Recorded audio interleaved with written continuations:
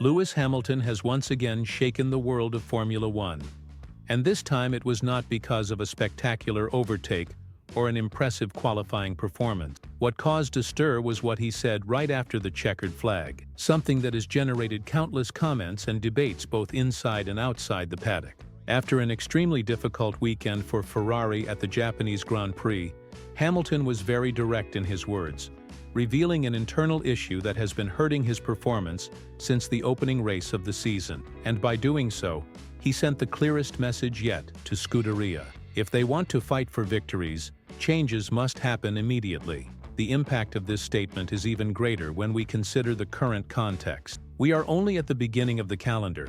Hamilton is still adapting to his new home in Maranello, and the expectations surrounding him are huge. Even so, there are already signs that there is a part or system in his car that simply is not operating as it should. According to Hamilton, it is something specific to his side of the garage, a problem that Ferrari needs to solve urgently, with no room for delays. Hamilton made it clear that he did not join the Italian team just to participate. He is there to win races and, hopefully, fight for an 8th World Championship. And this journey has already started in a rather turbulent way. In this video, we are going to thoroughly examine what lies behind Hamilton's strong statements, understand the technical difficulties he faces, and discuss what this represents for the rest of the season. This is not just an ordinary outburst.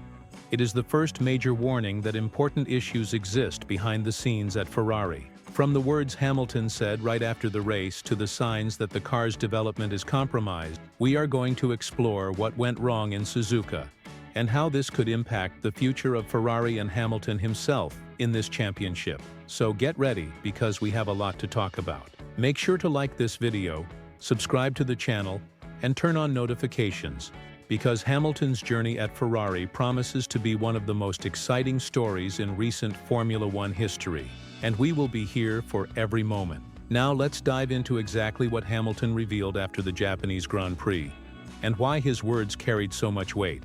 After crossing the finish line in 7th place, behind both Mercedes drivers and far from the battle for the podium, Hamilton was surprisingly frank in his comments. He openly admitted that a specific component of his car has been underperforming since the start of the season, and even more worrying, it is an issue affecting only his side of the pit lane.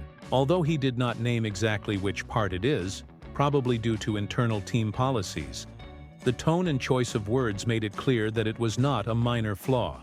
We are talking about a technical element with a direct impact on performance, enough to create a noticeable gap between Hamilton and his teammate Charles Leclerc, who finished the race in a solid 4th position.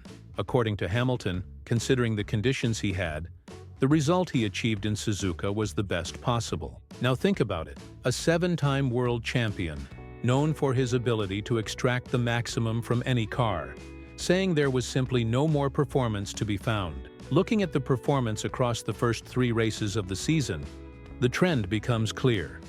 Hamilton fell behind Leclerc in both qualifying and races, with the exception of the sprint race win in China, which happened under very specific conditions. Initially, many experts and fans attributed this performance gap to Hamilton's natural adaptation process to the new car, the new team, and new routine. However, the recent statements show the problem runs deeper. It is a real and objective technical limitation. And it is not only during qualifying sessions that this limitation shows. It also directly affects race pace. In Suzuka, Hamilton categorically stated that he was driving at the absolute limit of the car, and that there was nothing else he could do to improve performance. He also revealed that Ferrari was forced to run the car with a higher ride height than desired, a direct consequence of the penalty suffered in Shanghai, where excessive plank wear led to disqualification. Although this decision avoided new penalties, it compromised the car's aerodynamic efficiency, especially in high-speed corners like those found at Suzuka. This technical condition has been particularly challenging for Hamilton. While his teammate seems to have adapted better to the less-than-ideal setup, Hamilton reported serious difficulties, such as increased understeer, loss of rear stability, and a much narrower operational window, factors that make the car harder to drive at the limit.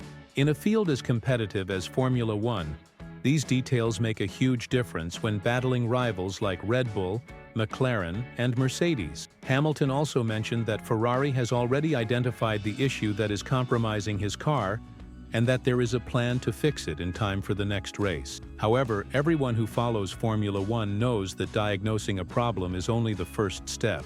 Implementing an effective solution without creating new side effects is a complex task, especially considering the short time until the next Grand Prix in Bahrain. All this frustration is understandable. Hamilton did not move to Ferrari to be just another driver on the grid. He made the move with a clear goal: to win races and fight directly for the championship. Yet, the current reality is tough. According to his own analysis, Ferrari is currently the fourth fastest team on the grid, behind McLaren, Mercedes, and of course, Red Bull.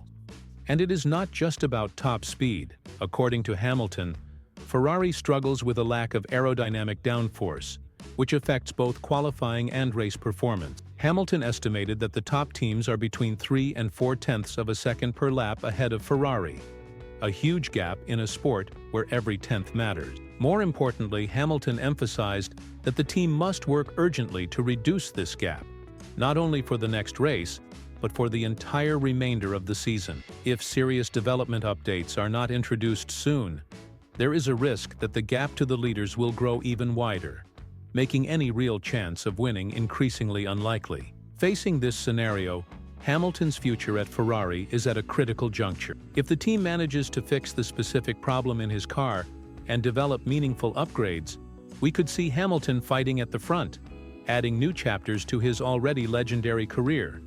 But if that does not happen, if the car remains limited, and the internal gap between him and his teammate persists, then this historic move to Maranello could become one of the most frustrating periods in his Formula One journey.